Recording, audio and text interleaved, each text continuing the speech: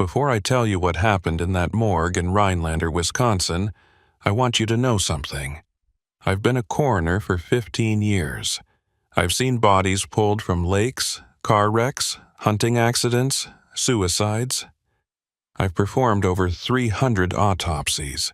I thought I'd seen every way a human body could fail, every secret death could tell. I was wrong. If you're watching this from somewhere warm, somewhere far from the cold bite of a Wisconsin October, do me a favor. Hit that subscribe button.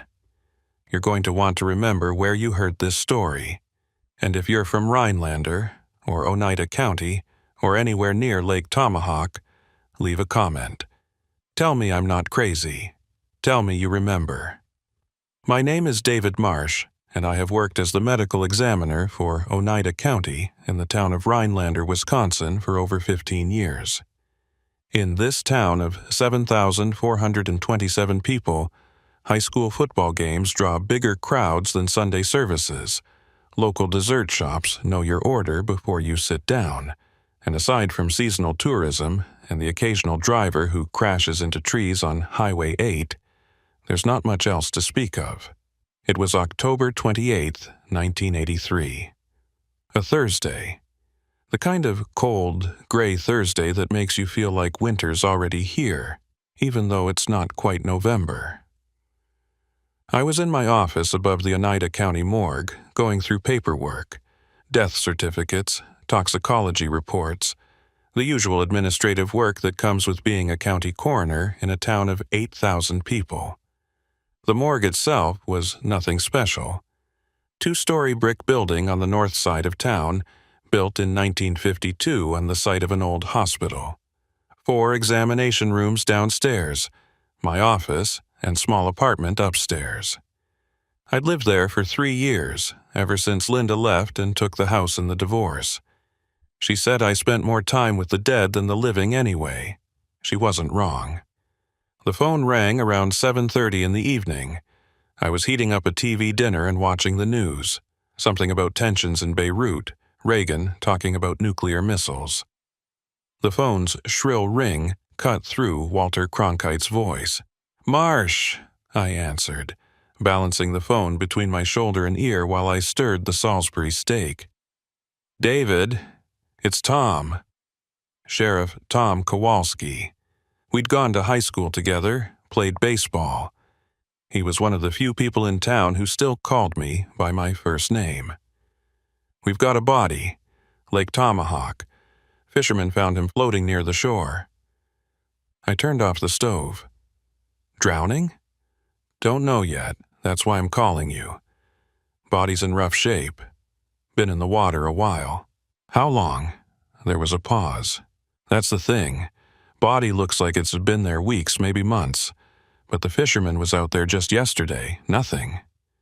I grabbed my coat and keys. "I'll be there in 20 minutes. "David?" Tom's voice had an edge I didn't like. "Bring your camera. This one's odd." Lake Tomahawk is about 12 miles northeast of Rhinelander, a dark stretch of water surrounded by thick pine forests. By the time I got there, the sun had set, and the scene was lit by harsh, portable lights the sheriff's department had set up. The lake looked black and endless, like it could swallow the whole world. Tom met me at the shore, his breath visible in the cold air. Deputy Miller was there too, looking pale and younger than his 23 years. The body was laid out on a tarp, covered with a sheet. "Who found him?" I asked, setting down my equipment case. "Local guy, Jerry Paulson. He was fishing near the North Shore, saw something floating. Thought it was a log at first." Tom gestured toward an older man sitting in the back of a squad car, wrapped in a blanket and staring at nothing. "He's pretty shaken up." I pulled on latex gloves and knelt beside the body. "Let's see what we've got." Tom pulled back the sheet. The smell hit me first, not the usual reek of decomposition, but something else, something chemical and wrong. The body was male, maybe late 30s or early 40s. Advanced decomposition, skin sloughing off in places, bloated from water absorption. But it was the clothing that made me stop. He was wearing a suit, not a modern suit, something from decades ago. The fabric was rotted and stained, but I could still see the style: narrow lapels, thin tie, the cut of the jacket. I'd seen clothing like this in old photographs my father kept from the early 60s.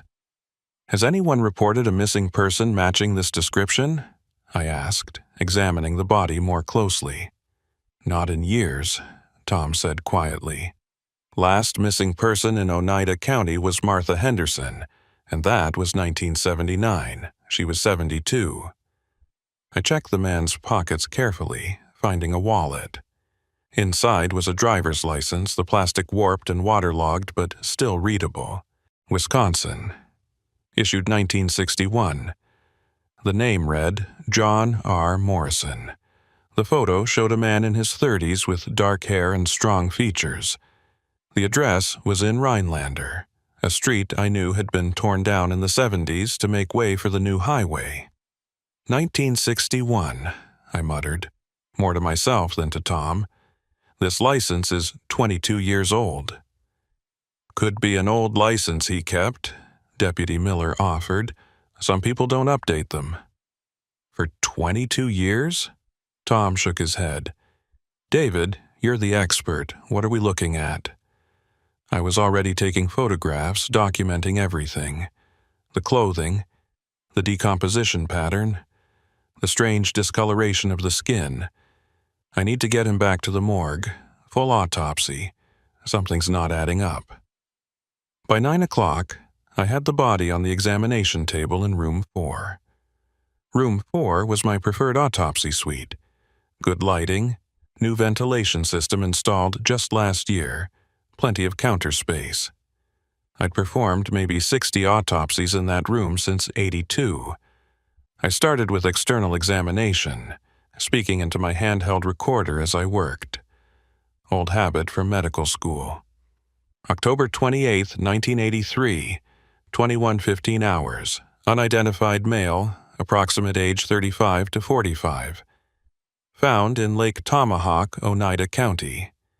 Body shows advanced decomposition consistent with prolonged water immersion. No visible signs of trauma. Clothing appears to be from early 1960s era. As I worked, that feeling of wrongness grew stronger. The decomposition pattern was off. Bodies that spend months in water look a certain way. The skin separates from the underlying tissue. There's characteristic damage from fish and other scavengers. But this body, it was almost like it had been preserved, then submerged. The tissue had a waxy quality I associated with embalming, but there were no signs of embalming fluid injection sites. I found a watch on his left wrist, the face cracked and filled with water. It had stopped at 3:47. I couldn't tell if that was AM or PM or even what day. I photographed it and set it aside. The internal examination was even stranger. The organs showed the kind of degradation you'd expect from a body that had been dead for weeks, but there were inconsistencies. The heart tissue, when I sectioned it, showed signs of old scarring, evidence of a previous cardiac event, maybe years before death. But the lungs looked almost fresh. I was examining the stomach contents when I heard it. A door closing. Downstairs, in the loading bay. I glanced at the clock. 11:43 p.m. No one should be here. Tom had gone home hours ago, and I hadn't called for any pickup services. I set down my instruments and walked to the door, stripping off my gloves. "Hello?" The building was silent, except for the hum of the refrigeration units. I was about to go back to work when I heard footsteps. Someone was coming up the hallway toward the room 4. "Tom, that you?" The footsteps stopped right outside the door. The door handle turned slowly. I don't know why my heart was pounding. I deal with death every day. I've been alone in this building 1,000 times. But something about those footsteps, the slow turn of that handle, it made my skin crawl. The door opened. It was Deputy Miller, looking even younger and more frightened than he had at the lake. He was pushing a gurney, another body bag. "Jesus, Miller, you scared the hell out of me," I said, my hand over my chest. "What are you doing here? It's almost midnight." Miller's face was gray. "Sheriff sent me. We've got another one." "Another drowning?" He shook his head. "No. Found him in a ditch off Highway 47. But Dr. Marsh..." He swallowed hard. "You need to see this." Something in his tone made my stomach drop. "Bring him in." Miller wheeled the gurney into room 4, next to the table where I'd been working on John Doe. He unzipped the body bag slowly, like he was afraid of what was inside. The body that emerged made me take a step back. It was the same face, the same man I'd been autopsying for the past 2 hours. Same strong features, same build. But this body was different, less decomposed. The clothing was different too, a brown jacket with wide lapels, flared pants, 1970s style. And there was something else, something that made my mouth go dry. On the corpse's right hand, on the ring finger, there was a gold band, a wedding ring. I stepped closer, my pulse hammering in my ears, and looked at it under the bright examination light. Inside the band, engraved in tiny letters, I could just make out the inscription, DM plus LM 1968, David Marsh and Linda Marsh. My wedding ring, the one I'd lost 4 years ago. I looked at the face of the corpse again, really looked at it this time. It was my face, aged, dead, but unmistakably mine. "Dr. Marsh," Deputy Miller's voice sounded far away. "Dr. Marsh, are you okay?" I couldn't answer. I was staring at my own body, wearing my wedding ring, lying dead on a table in room 4. The lights flickered, and from somewhere in the building, I heard a sound that made my blood freeze, the grinding, mechanical hum of the freight elevator starting up. Someone else was coming. The freight elevator stopped on the first floor. The doors opened with a metallic groan that echoed through the empty morgue. I stood frozen in room 4, staring at my own corpse on the examination table, listening to footsteps approach down the hallway. Deputy Miller had gone pale. "Dr. Marsh, I don't understand. That's you. How is that you?" I couldn't answer. My mind was racing through impossible explanations. A twin I didn't know about? Some kind of elaborate hoax? But the ring. That ring was mine. I knew every scratch on it, every tiny imperfection. Linda had picked it out at a jewelry store in Milwaukee back in '68. The footsteps stopped outside room 4. Tom Kowalski pushed open the door, and the look on his face told me he knew. He'd seen the second body. He'd made the connection. "David," he said quietly, his hand resting on his service weapon out of habit, not threat. "I need you to step away from the table." "Tom, I don't know what's happening. Step away from the table, now." I did, raising my hand slightly. Miller moved between me and the bodies, his own hand hovering near his gun. Tom came closer, studying my face, then the face of the corpse, back and forth. The resemblance was unmistakable. "It's not possible," Tom said finally. "You're standing right here, but that's..." He touched the corpse's face, checking for a mask, for makeup, for anything that would make sense. His hand came away trembling. "David, what the hell is going on?" "I don't know." My voice sounded hollow. "I've never seen this man before, never. But the ring..." I gestured weakly at the gold band on the corpse's finger. "That's my wedding ring, the one I lost in '79. Tom examined the ring without removing it, tilting the hand to see the inscription. His face went from confused to afraid. He'd been at my wedding. He knew that ring. "There has to be an explanation," he said, more to himself than to me. Some logical explanation. People can look similar. Maybe he stole your ring. Maybe he has my birthmark, Tom. The room went silent. What? Tom whispered. I pointed to the corpse's left shoulder, visible where Miller had partially undressed it. There, about 2 inches below the collarbone, was a distinctive port wine stain about the size of a quarter. I'd had it since birth. My mother used to call it my angel kiss. I pulled down my own shirt collar, revealing the identical mark on my living shoulder. Miller made a small sound and backed toward the door. Tom just stared, his face going through a range of expressions: disbelief, fear, anger, confusion, before settling on something I'd never seen on him before: raw terror. "This isn't possible," Tom said. "This isn't possible. I know." "Then how do you explain it?" "I can't." Tom ran his hand through his graying hair, a gesture I knew meant he was trying to solve a problem he couldn't understand. He'd done the same thing when we were 17 and his father died suddenly. Some problems don't have solutions. Some things just are. "We need to call someone," Tom said finally. "State police, FBI, someone who handles— I don't know what this is.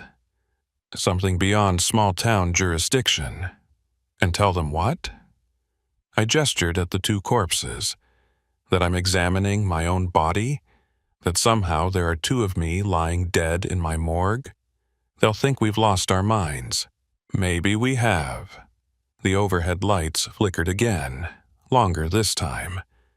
When they came back on, they were dimmer, casting strange shadows across the examination tables. The temperature in the room seemed to drop 10 degrees. I could see my breath. "The climate control system must be malfunctioning," I said, but I didn't believe it. Nothing about this was a simple mechanical failure. "Dr. Marsh," Miller said from the doorway, his voice cracking. "The elevator, it's moving again." We all heard it. The grinding of cables, the rumble of the freight elevator descending to the basement level where we kept the cold storage units, where we kept bodies waiting for examination. "How many bodies do we have in storage?" Tom asked, his hand now firmly on his weapon. 3, I said. "Traffic fatality from Tuesday, elderly woman from the nursing home, and a heart attack victim from this morning." Could someone be stealing them? Some kind of sick grave robbery? Before I could answer, the elevator started coming back up. First floor, it didn't stop, it kept rising. Second floor, my apartment. The elevator stopped. The 3 of us stood in room 4, listening. Footsteps above us. Slow, deliberate, moving across the ceiling toward the stairs that led down to the morgue level. "Could be a vagrant," Miller whispered, but he didn't sound convinced.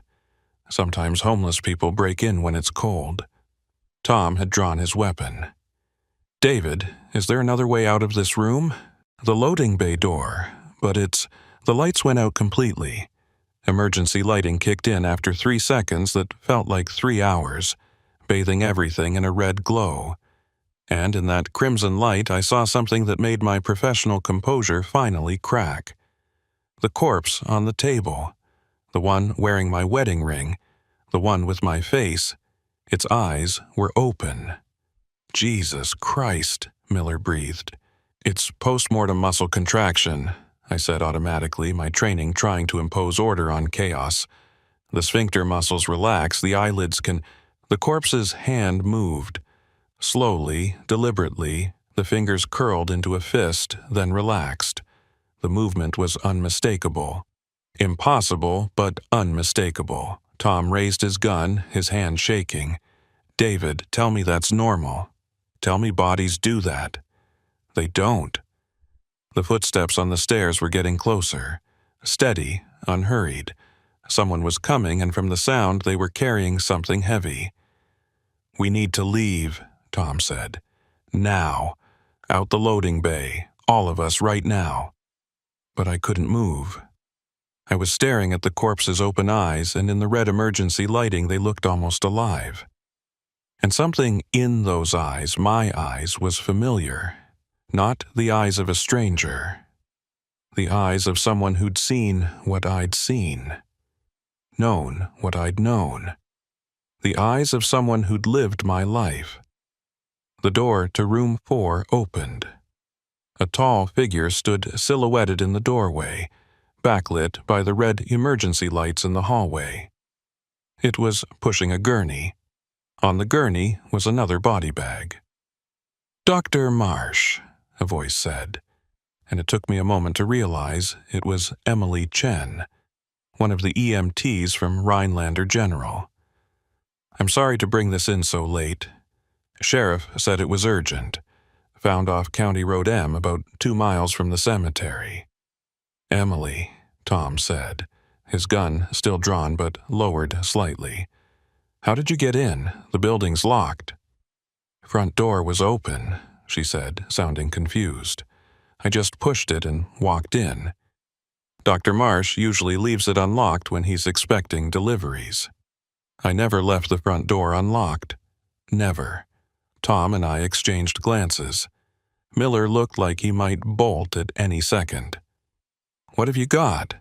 I heard myself ask, my voice steady despite everything. Emily wheeled the gurney into the room.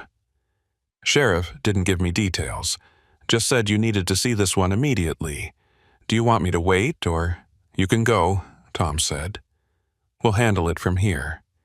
Emily nodded and left, her footsteps echoing down the hallway. We heard the front door close, the lock clicking into place. The sound seemed too final. "Don't open it," Miller said. "Whatever's in that bag, we don't open it." But I was already moving forward. Some part of me knew what was in the bag. Some part of me had known since the moment the first body arrived from Lake Tomahawk. The zipper made a harsh sound in the quiet room. The third body was me again. But this one was different. Fresher. The clothing was contemporary, a jacket I recognized because it was hanging in my closet upstairs. Dark blue windbreaker with the Oneida County Coroner logo on the breast. The pants were jeans I'd bought last month, and on his wrist was a digital watch, the kind that had just come out this year. A Casio.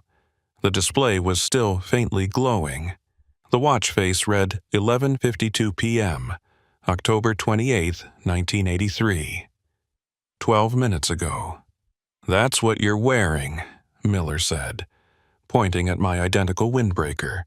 "Right now, that's what you're wearing." I looked down at myself. He was right. Same jacket, same jeans. But this body, this version of me, had been dead for at least a few hours.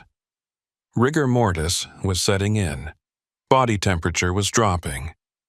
"The watch," I said, my voice distant. "Look at the watch." Tom leaned closer. The digital display showed the time, the date, and something else, an alarm setting. It was set for 3:47 a.m. Same time the first body's watch had stopped. "Someone's playing a sick game," Tom said, but there was no conviction in his voice anymore. "Someone's found men who look like you, dressed them up, planted your ring. Your watch, this is all—" "The birthmark," I interrupted.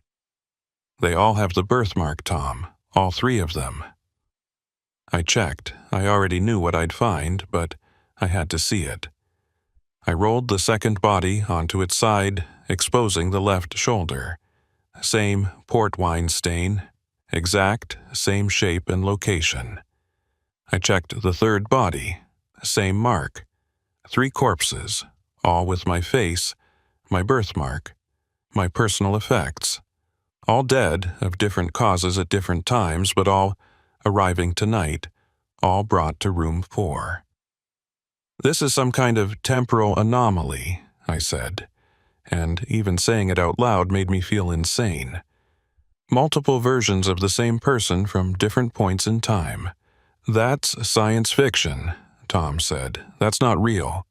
Then explain this. Explain 3 bodies with the same face, the same birthmark, personal effects that shouldn't exist together. Explain a corpse's hand moving. Explain any of this. Tom couldn't. None of us could. The digital watch on the 3rd body beeped softly. 11:59 p.m. 1 minute until midnight. 1 minute until October 29th. We need to get these bodies into cold storage, I said, forcing myself back into professional mode. I need to examine them properly, under proper conditions. I need to document everything, run DNA tests if necessary, dental records. David! Tom's voice was sharp. Listen. The elevator was moving again, going down, and this time we could hear something else with it. A sound like breathing, heavy, labored breathing, echoing up the elevator shaft. "That's not Emily," Miller whispered. "She left through the front door." The elevator stopped on the basement level. Long silence. Then the cables started moving again, coming back up. "How many bodies can that elevator hold?" Tom asked. 4, I said. "It's designed for 4 gurneys. And how many do we have here now?" 3. Tom's face went white. "Then there's room for 1 more." The elevator continued its climb. 1st floor, 2nd floor. It didn't stop. It went to the basement, and now it was coming back up with something, or someone, and the breathing sound was getting louder, closer, more frantic. The elevator stopped. The doors opened. 4 gurneys rolled out into the hallway on their own, wheels squeaking on the linoleum floor. I could see them through the small window in room 4's door. 4 body bags, zipped closed, moving toward us with horrible purpose. "The loading bay," Tom said, grabbing my arm. "Now." But I was already at the door, looking out at those approaching gurneys. Because I knew, with the kind of certainty that comes from standing in a morgue at midnight surrounded by your own corpses, that running wouldn't help. These bodies weren't being delivered to me. They were coming for me. And as the first gurney reached the door to room 4, I saw something that made me understand the horrifying truth. The zipper on the closest body bag was slowly, deliberately, being opened from the inside. I don't remember making the decision to run. One moment, I was standing at the door to room 4, watching that body bag unzip itself, and the next, I was sprinting down the hallway with Tom and Miller behind me, our footsteps echoing off the concrete walls of the Oneida County morgue. We burst through the loading bay door into the cold October night. The parking lot was empty except for Tom's squad car and my old Chevy pickup. The streetlight at the corner flickered, casting unstable shadows across the pavement. "Keys," Tom said, breathing hard. "David, where are your keys?" I patted my pockets. Empty. "Upstairs, in my apartment." "Then we take my car. Both of you, get in."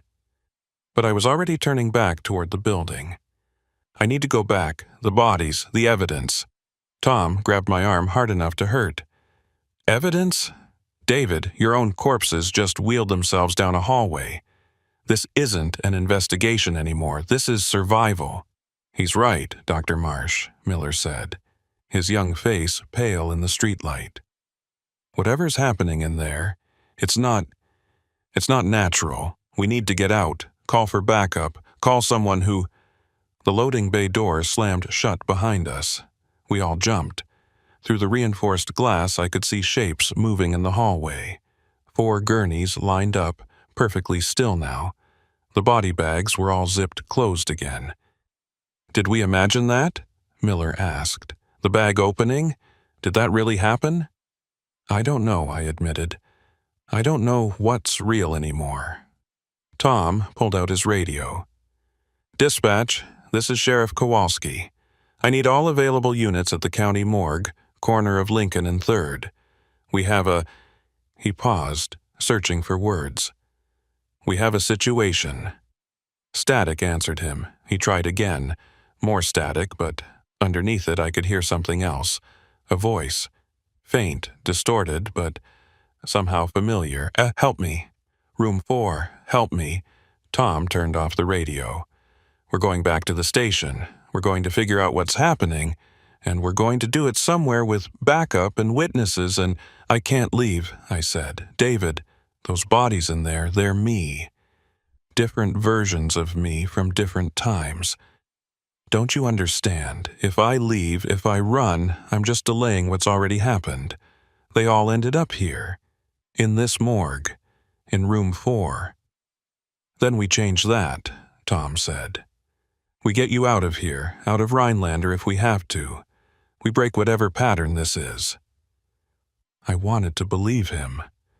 But something inside me, some instinct deeper than logic, knew it wouldn't work. The bodies weren't chasing me. They were waiting for me. There was a difference. I need to go back in, I said. I need to understand. Like hell you do. Tom, I'm a coroner. My job is to understand death. And right now, I'm looking at my own death multiple times from multiple timelines. If I don't figure out what's happening, I'm just going to become one more body on a table. Tom studied my face for a long moment. You really think you can solve this?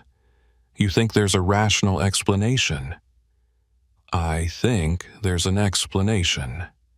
I don't know if it'll be rational. Miller had been quiet, staring at the morgue building. Now he spoke up, his voice trembling. Dr. Marsh, when I brought in that second body, the one with your ring, I found something in his pocket. I didn't mention it because I thought it was a mistake, but he pulled out a folded piece of paper. Even in the uncertain streetlight, I could see it was old, yellowed with age.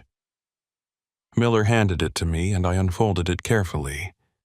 It was a note, handwritten in pen. The ink was faded but readable. If you're reading this, you're already dead. The asylum never closed. The treatments never stopped. Room 4 is where they kept you. Room 4 is where you died. Everything since 1961 has been an echo. You need to remember. You need to stop trying to live. D.M. My hands were shaking. The handwriting was mine. I knew every loop of every letter, every slight slant to the right that I'd developed in medical school. But I'd never written this note. 1961, I said quietly. That's what the first body's driver's license said. 1961.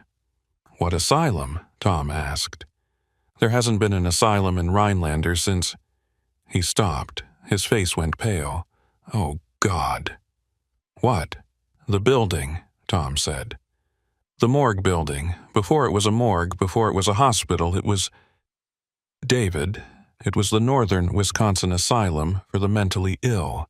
It operated from 1890 until 1952. My grandfather worked there for a year. He never talked about it. Something cold spread through my chest.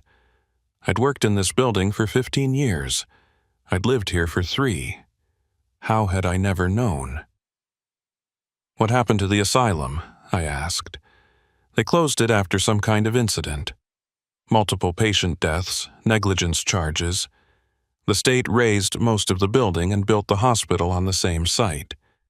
When the hospital closed in '67, they convey. Where did they keep the psychiatric patients?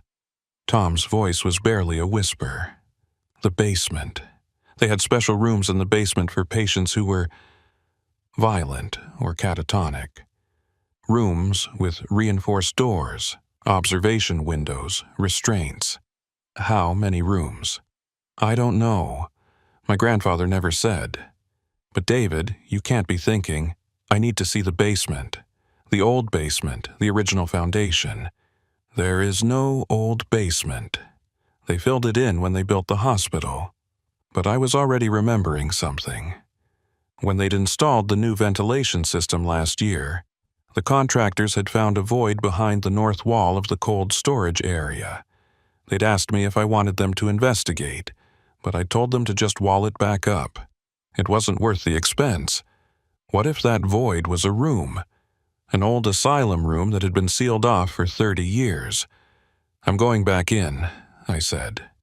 "You two can wait here or come with me, but I'm going back in." Tom looked at Miller, then back at me. "If we do this, we do it smart. We stay together, we don't split up, and at the first sign of anything impossible, we leave. Agreed?" "Agreed." We walked back to the loading bay door. It opened easily, despite having slammed shut on its own moments before. The hallway beyond was empty now. The 4 gurneys were gone. "Where did they go?" Miller whispered. "Room 4, I said. "They always end up in room 4. We moved through the morgue slowly, Tom in front with his service weapon drawn, me in the middle. Miller bringing up the rear with his flashlight. The emergency lighting was still on, painting everything in shades of red. Our footsteps seemed too loud in the silence. When we reached room 4, the door was closed. Through the small window I could see the examination tables. All 4 bodies were there, lined up side by side. But they weren't on gurneys anymore. They were on tables arranged for autopsy.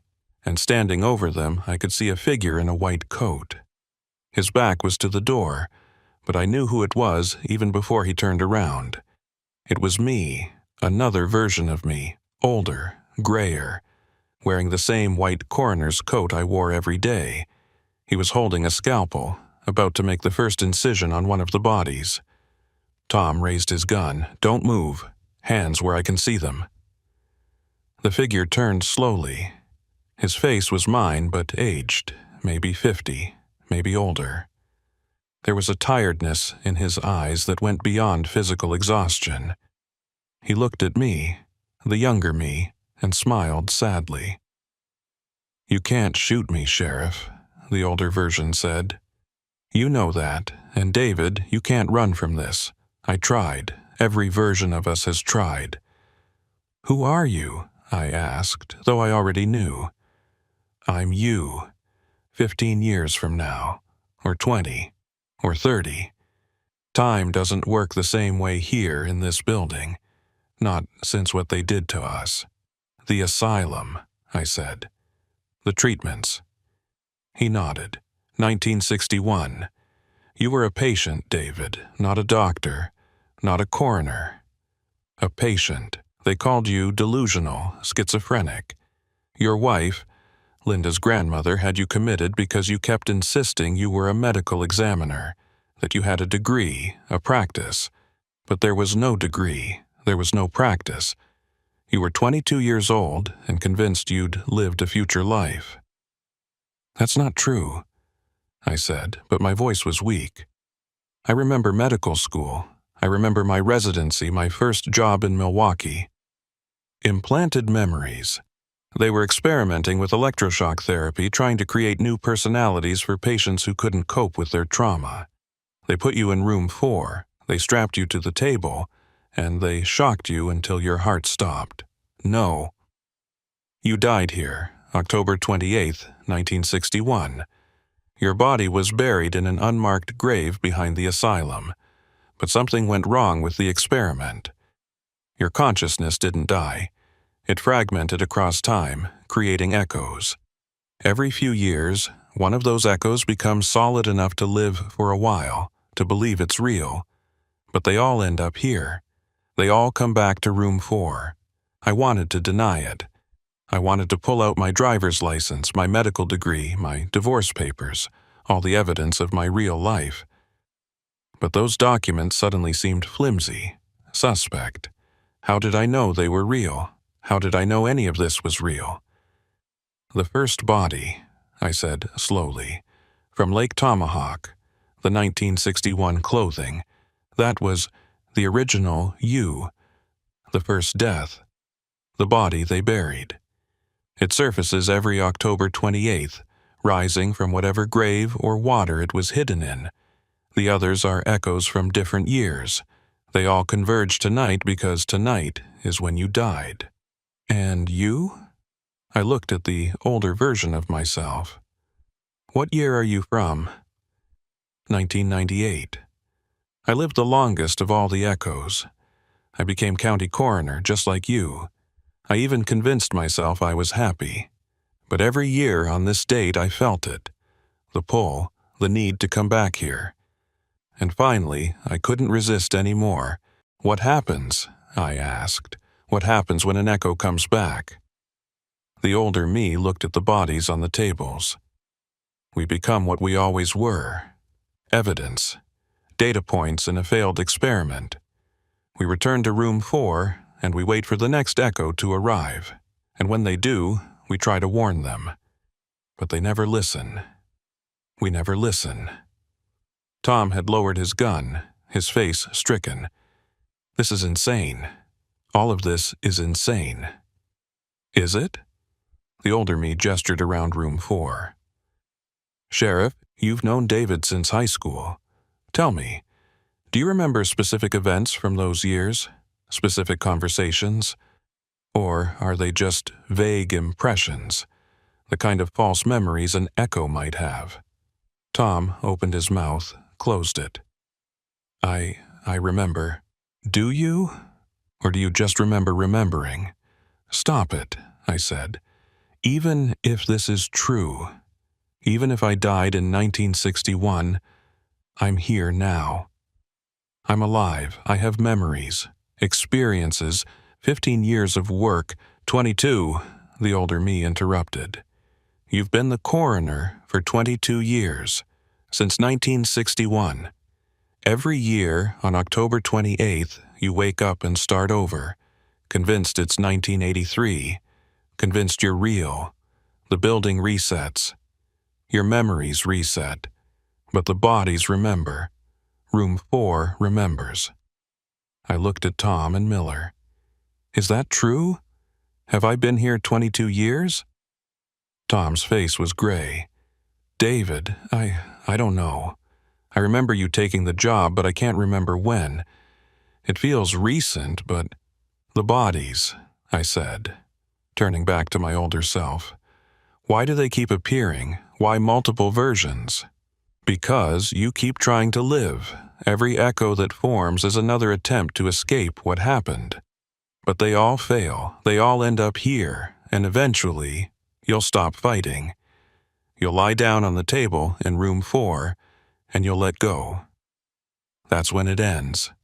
And if I don't, then you become another body, another echo, and the cycle continues. I looked at the 4 bodies on the tables, all wearing my face. One from 1961, one from 1975, one from 1989, one from earlier tonight. All of them me. All of them dead. There has to be another way, I said. If I can understand what happened, if I can find the records from the asylum, maybe I can break the cycle. The older me shook his head. I thought that too. I searched for years. There are no records. The asylum destroyed everything when they closed. The only evidence that you ever existed is in this room. Then I'll create new evidence. I'll leave this building. I'll drive to Madison. I'll get my fingerprints on file, my DNA tested, something that proves I existed beyond this moment. And what happens when you try to leave? I walked to the door of room 4, opened it, stepped into the hallway. Tom and Miller followed me, but when I looked back at them, they seemed distant, faded, like photographs left in the sun too long. David, Tom called, his voice echoing strangely. Where are you going? Out, I said. I'm leaving. I walked down the hallway toward the loading bay. The corridor seemed longer than it should be, stretching away into darkness. The red emergency lights flickered overhead, and I could hear that breathing sound again. Heavy, labored, coming from everywhere and nowhere. I reached the loading bay door, pushed it open. The parking lot was gone. Instead, I was looking at a white-tiled room. Old, institutional tiles, cracked and stained. In the center of the room was a hospital bed with leather restraints. Beside it, an electroshock machine from the 1960s, all copper and bakelite and frayed wires.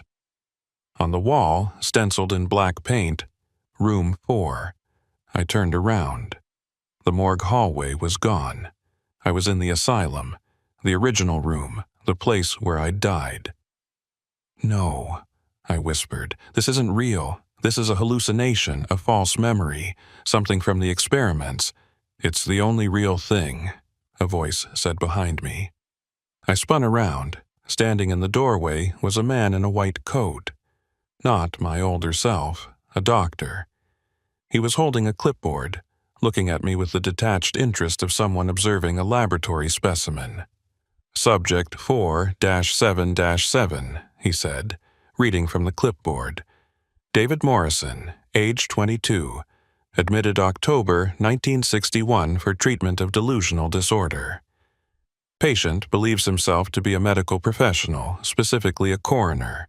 Resists all attempts to correct false memories. Recommended treatment, progressive electroconvulsive therapy." "No," I said. "I'm David Marsh. I'm the county coroner. I have a degree from the University of Wisconsin. I have 15 years of experience. You have a high school diploma and a history of mental illness," the doctor said flatly. "Your wife had you committed after you tried to perform an autopsy on the family dog, insisting it was your duty as a medical examiner. You are not well, Mr. Morrison, but we can help you." "I'm not Morrison. I'm Marsh, David Marsh." There is no David Marsh. There never was. That identity is a construct, a fiction you created to escape your reality. But we're going to bring you back. We're going to make you well. He gestured, and orderlies appeared from the shadows. Large men with blank faces and strong hands. They grabbed my arms, began dragging me toward the bed with restraints. "No, Tom, Miller, help me." But there was no Tom, no Miller, just the asylum and the doctor, and the terrible knowledge that maybe, I'd never left this room. Maybe I'd been here all along, dreaming of a life that never existed. They strapped me to the bed. The doctor picked up the electrodes. "This will only hurt for a moment," he said. "And when you wake up, you'll be better. You'll understand that David Marsh was never real." "Please," I begged. "Please, I have memories. I have a life. I have—" The doctor placed the electrodes on my temples. "Everyone has memories, Mr. Morrison. That doesn't make them true." He reached for the switch, and in that moment I understood. The cycles, the echoes, the bodies in room 4, they were all me, trying to escape this moment. The moment when I stopped being real, the moment when David Marsh died and David Morrison was born. A failed experiment in a forgotten asylum. The doctor flipped the switch. The world exploded into white light and pain, and when I opened my eyes, I was back in the morgue, in room 4, lying on an examination table. My older self was standing over me, scalpel in hand. "It's time," he said gently. "It's time to stop fighting. It's time to accept what you are." "What am I?" I whispered. "A ghost, an echo, a memory that refuses to die." The scalpel came down, and everything went dark. I didn't die. The scalpel came down, and I felt the cold bite of steel against my chest. I felt the blood welling up, warm and real. I felt everything dying, but I didn't die. Because I was already dead. Had been dead for 22 years. I opened my eyes, if eyes is what they were, and found myself standing beside the examination table in room 4. My older self was still there, scalpel in hand, looking down at the body he'd just cut into. My body. another echo, another version, finally accepting what it was. "How many times?" I asked him. "How many times have we done this?" He looked up at me, and I saw tears in his eyes. "I don't know anymore. Hundreds, thousands, every October 28th a new echo forms. Sometimes they last years, like me, sometimes just hours, like you, but they all end here, they all come home." I looked down at the body, my body, on the table. The Y incision was precise, professional. Even in death, I couldn't stop being a coroner. "Is there any way out?" I asked, though I already knew the answer. "One," he said. "Stop fighting. Stop trying to be real. Accept that David Marsh was a dream, a story you told yourself in the moment between life and death. Let go. And then what? I don't know. Maybe nothing. Maybe peace. Maybe you finally get to rest." I thought about Linda. The way she smiled when we got married, the way she cried when she left. Were those memories real, or were they the fantasies of a dying mind, trying to create a life in the seconds between heartbeats? I thought about Tom, my best friend since childhood. The baseball games, the late-night conversations, the way he'd stood by me through the divorce. Had any of that happened? Or was Tom just another character in the elaborate fiction I'd constructed? I thought about the bodies I'd examined over my 15 years as a coroner. The car accident victims, the suicides, the natural deaths. Had I helped their families find closure? Or had I just been a ghost performing a ghost's duties, going through the motions of a life that never was? "The asylum," I said. "What really happened there? The truth?" My older self set down the scalpel. "You want the truth? Fine.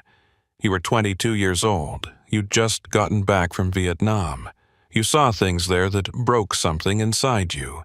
When you came home, you couldn't cope. You started having delusions, believing you were different people. A doctor, a lawyer, a coroner. Your parents tried to help, but you got worse. Finally, they committed you to Northern Wisconsin Asylum. And the treatments?" Electroshock therapy was common in the 60s. They thought they could reset your brain, make you normal again. But something went wrong during your 4th session. Your heart stopped. They tried to revive you, but it was too late. You were dead for 4 minutes before they gave up. 4 minutes, I repeated. That's how long the brain can survive without oxygen. That's how long you've been alive. 4 minutes stretched across decades. Every memory, every experience, every moment of your life, as David Marsh, it all happened in those 4 minutes while your brain was dying. The red emergency lights flickered again. Through the window in the door, I could see the hallway starting to change. The modern morgue was fading, replaced by old asylum walls, white tiles, institutional green paint. The building was reverting to what it had always been. "It's happening," my older self said. "The reset. Soon it'll be October 28th, 1983 again. A new echo will wake up, convinced he's the county coroner, convinced he's real, and the cycle will continue. Unless I stop it." How? I looked at the 4 bodies on the tables. All of them me, all of them trying so desperately to live, to be real, to matter. "By remembering," I said, "by holding on to the truth, even when the building tries to make me forget." "You think you're the first echo to try that?" I tried. The version from 1989 tried. We all tried. But the building is stronger than we are. Room 4 is stronger. When you wake up tomorrow, when the new echo wakes up, he won't remember this conversation. He'll just be David Marsh, county coroner, starting another ordinary day. Then I'll leave him a message, something he can't ignore. I walked to the desk in the corner of room 4, where I kept my examination notes. I found a piece of paper and a pen, but when I tried to write, the pen wouldn't make a mark. The ink seemed to evaporate as soon as it touched the page. "Ghosts can't write," my older self said. "We can't create anything new. We can only repeat what we've already done." But I remembered the note Miller had found, the one that said, "If you're reading this, you're already dead." Someone had written that. Some version of me had found a way. "The bodies," I said suddenly. "The bodies can carry messages." I walked to the examination table and looked at the corpse from 1975, the one wearing my wedding ring. His skin was cold and waxy, but when I touched him, I felt a connection, a resonance. We were the same person, the same consciousness, just different moments in time. I closed my eyes and concentrated. If I was an echo, a fragment of a dying mind, then maybe I could imprint something onto another fragment. A memory, a warning, a truth. The corpse's eyes opened. "Jesus," my older self breathed. "How are you doing that?" "We're all connected," I said. "All the echoes, all the versions. We're all the same person dying in the same moment. If I can make one body remember, maybe they all will." The corpse's mouth moved. At first, no sound came out.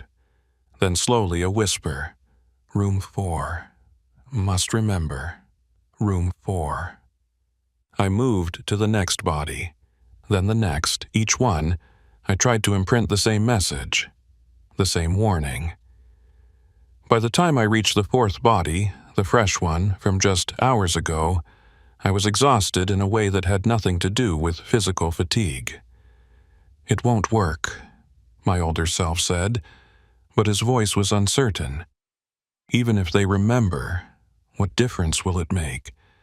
They'll still end up here. They'll still die." "Maybe," I said.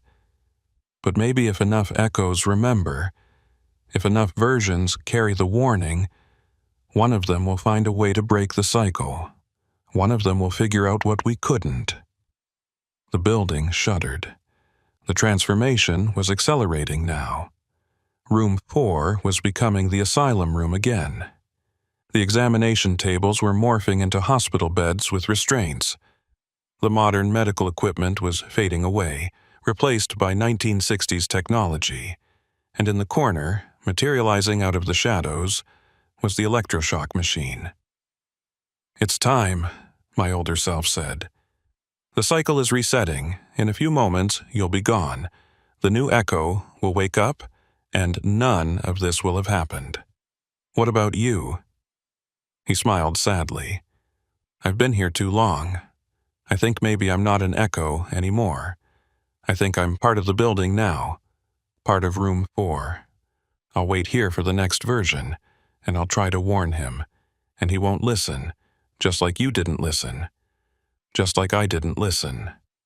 There has to be a way out," I said desperately. "There has to be something we haven't tried." "There is one thing." He gestured to the examination table. "Lie down, accept it. Not the death in the asylum, that already happened. Accept the death of David Marsh. Accept that this life, this identity, was never real. Let it go willingly, instead of fighting until the end. And then? I don't know, but it has to be better than this. Better than repeating the same 4 minutes forever, living and dying and never truly being either one." I looked at the table, at the restraints that were forming, the leather straps appearing out of thin air, at the electrodes starting to materialize. "If I do this," I said, "if I accept it, will it end? Will the echoes stop?" "I don't know," he admitted, "but maybe if one version finally accepts the truth, the loop will break. Maybe the building will finally let us rest." Through the window, I could see Tom and Miller in the hallway. They were fading, becoming translucent. They'd never been real either, just characters I'd created, familiar faces to populate my dying dream. I thought about Linda, wherever she really was, the real woman who'd married David Morrison before his breakdown, not the fictional Linda Marsh I remembered. I hoped she'd found happiness. I hoped she'd moved on and forgotten the troubled young veteran who'd believed he was someone else. I climbed onto the examination table. "Thank you," I said to my older self, "for trying to help, for trying to warn me." "It's what we do," he said. "We're coroners. We try to understand death, even our own." He reached for the restraints. "Wait," I said. "One more thing. The message. Make sure the next echo sees it. Make sure every echo sees it. Keep leaving the warnings until one of them understands." "I will," he promised. "Even if it takes 1,000 cycles, even if it takes forever." He secured the restraints around my wrists and ankles. The leather was old and cracked, but it held firm. I was strapped to the table in room 4, just like David Morrison had been strapped down in 1961. The circle was complete. My older self picked up the electrodes. They were cold against my temples. "Will it hurt?" I asked. "I don't know. I've never made it this far." "Then you're finally doing something new." He smiled. "Maybe we both are." He reached for the switch on the electroshock machine. And in that moment, I felt something shift. Not in the room, but in the air itself, in the fabric of whatever reality this was. The loop, the endless cycle of echoes and deaths and rebirths. It wavered, like a film reel skipping a frame. "Do you feel that?" I asked. "Yes," he whispered. I think it's working." The building groaned. The walls of room 4 flickered between asylum and morgue, unable to decide which reality to maintain. The 4 bodies on the tables began to glow with a faint blue-white light. "They're remembering," my older self said in wonder. "All of them. Every echo, every version. They're all waking up." I closed my eyes and felt it. 1,000 consciousnesses, all connected, all me. Every echo that had ever formed, every David Marsh or David Morrison or whoever I'd been across the decades, they were all here, in this moment, sharing this experience. And for the first time in 22 years, we were all aware of each other. "We are not real," I said, and my voice echoed with the voices of 1,000 echoes. "We are memories of a dying man. We are 4 minutes stretched into decades. We are ghosts haunting our own lives. We are not real," the echoes repeated, speaking through the bodies on the tables, through the walls of the building, through the very air itself. And because we are not real, we can choose to stop. We can choose to stop. We can rest. We can rest. My older self looked at me with tears streaming down his face. "Are you sure?" "I'm sure," I said. "For all of us. For every echo that came before and every echo that might come after. It's time to let David Marsh die. Really die. Finally die." He nodded and flipped the switch. The electricity hit me like the hand of God. I want to tell you what happened next, but I'm not sure I can. The experience was beyond words, beyond description. It was like dying and being born and never existing all at the same time. The echoes, all of them, all of us, we converged. 1,000 versions of David Marsh collapsing into a single point, like a star going supernova in reverse. I felt every memory, every life, every death. I lived 15 years as a coroner in Rhinelander. I lived 30 years. I lived 5 days. I died in Lake Tomahawk. I died on Highway 47. I died on an examination table. I died in an asylum. And then, finally, I died for real. When I opened my eyes, I was somewhere else. Not the morgue, not the asylum. Somewhere between. I was in room 4, but it was empty. Clean. The examination tables were gone, the bodies were gone, even my older self was gone. It was just me, alone in a white-tiled room with a single door. On the door was a placard, "Exit." I walked toward it. My hand touched the handle. It was warm. Behind me, I heard a voice. Young, uncertain. "Dr. Marsh?" I turned. Standing in the room was a young man in a coroner's coat. He looked confused, disoriented. He had my face, younger, unlined, full of the confidence that comes from not knowing you're already dead. A new echo, the cycle beginning again. "Dr. Marsh?" he repeated. "I'm sorry, I think I got lost. Can you tell me how to get back to the examination rooms?" I looked at him, looked at the innocence in his eyes, the certainty that he was real. I could warn him, I could tell him everything. But would he listen? Would I have listened? No, I had to let him find his own way, had to let him live his 4 minutes, however long they might be.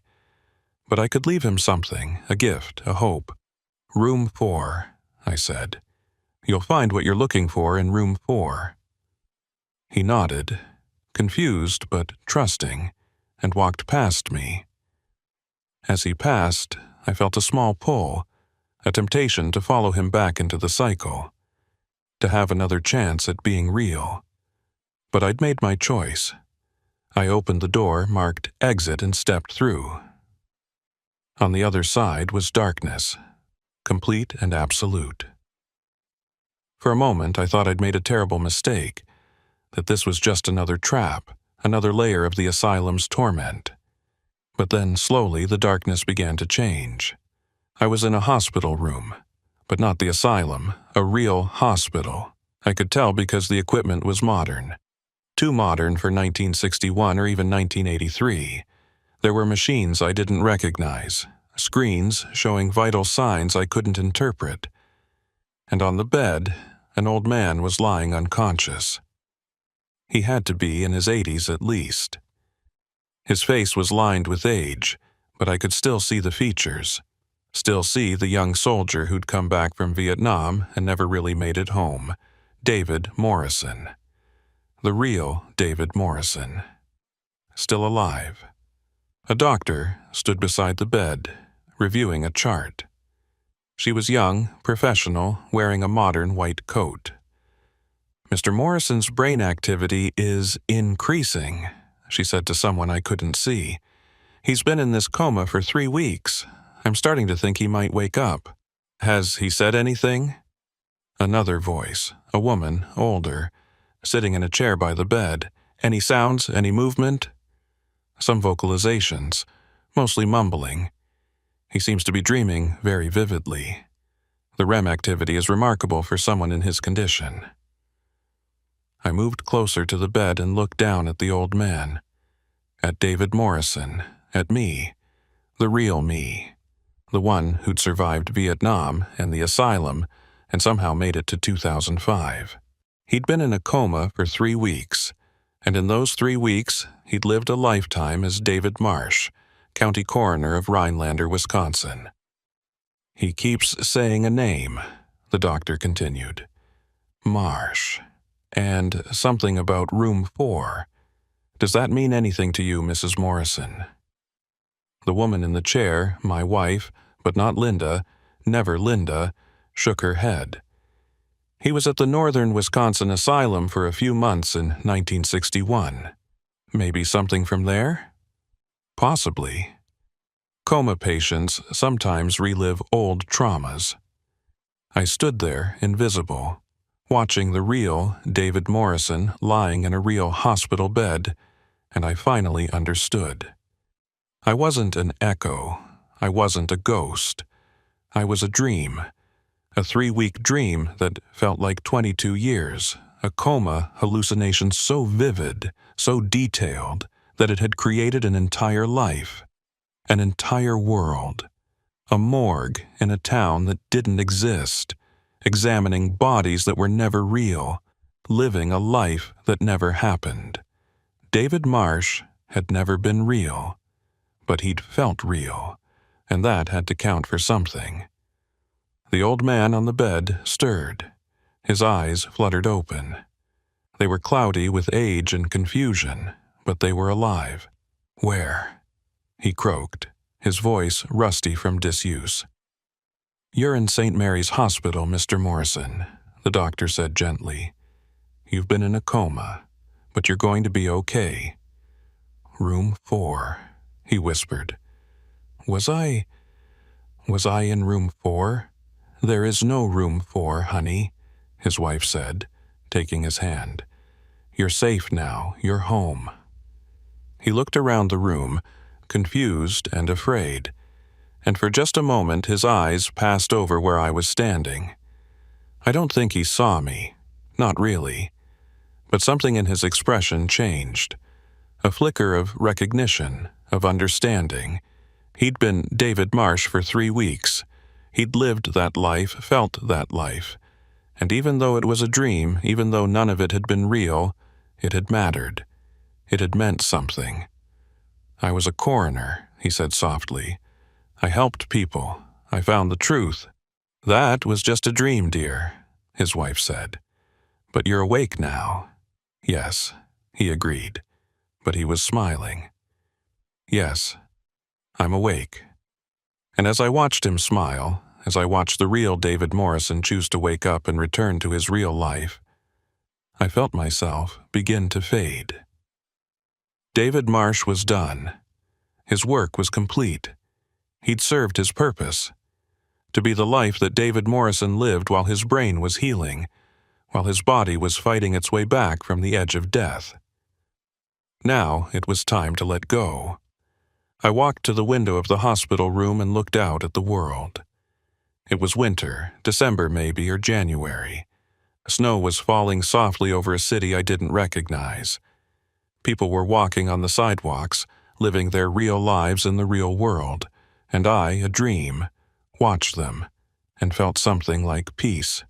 "Goodbye," I whispered to no one, to everyone, to all the echoes and versions and lives that never were. Rest well, and then I was gone. If you're listening to this story, if you've made it this far, then maybe you're wondering if any of it was real. If David Marsh really existed. If the Oneida County Morgue really stood in Rhinelander, Wisconsin, if any of these events actually happened. The answer is no, and yes, and maybe. David Marsh was never real, but he existed for 3 weeks in the mind of a man in a coma. He lived, he worked, he died, he accepted his death, and in doing so, he helped that man wake up. The bodies in room 4 were never real, but they taught me, taught us, taught all the echoes, about the nature of death and memory and what it means to be alive. Room 4 was never real, but it's real enough if you need it to be, if you're dying and your brain is creating one last beautiful dream to shelter you from the darkness. If you're scared and alone, and you need to believe that someone, somewhere, is trying to find the truth. We all have a room 4, a place where we're forced to confront what we truly are, where we strip away the illusions and face the stark reality of our mortality. Some of us spend our whole lives avoiding that room. Some of us never find it at all. But if you do find it, if you're ever standing in that white-tiled space with the examination table and the bodies and the terrible truth, remember this: you are more than what you can see, more than what you can prove, more than the 4 minutes between heartbeats or the 3 weeks of a coma dream. You are every choice you made, every person you helped, every truth you found, every moment you chose to keep going even when going was hard. You are real because you believed you were real, and that belief, that faith in your own existence, is the only truth that matters. My name was David Marsh. I was the county coroner of Rhinelander, Wisconsin. I lived for 22 years, or 4 minutes, or 3 weeks, depending on how you measure. I examined over 300 bodies. I brought closure to hundreds of families. I found truth in death. And in the end, when I finally understood that I'd never been real, I learned the most important truth of all. It doesn't matter if you're real or a dream. What matters is that you lived, that you tried, that you mattered to someone, somewhere, somehow. I mattered. David Marsh mattered. And now, finally, I can rest. The old man lived another 12 years after waking from his coma. He never spoke about David Marsh again, except once, near the end, when he told his daughter that he'd dreamed he was someone else. Someone brave and dedicated. Someone who helped people find peace in death. His daughter, thinking he was rambling, just smiled and held his hand. When he died in 2017, there was a small funeral. Family, a few friends. Someone from the VA who'd helped him get treatment for PTSD over the years. A quiet ceremony for a quiet life. They buried him in a cemetery in Green Bay, Wisconsin. Not Rhinelander. Rhinelander, as it turns out, never had an Oneida County morgue. Never had a county coroner named David Marsh. But on his gravestone below his real name, someone had added an inscription. No one knew who ordered it or why. It read, "He found truth in death. And in room 4, whichever room 4 you believe in whatever building, whatever reality, the lights stay on." Waiting for the next person who needs to understand. Waiting for the next dream. Waiting for the next truth to be found. The examination table is always ready. The bodies are always there. And somewhere, somehow, David Marsh is still working. Still searching. Still finding the truth. Because some dreams don't end when you wake up. Some dreams become something more.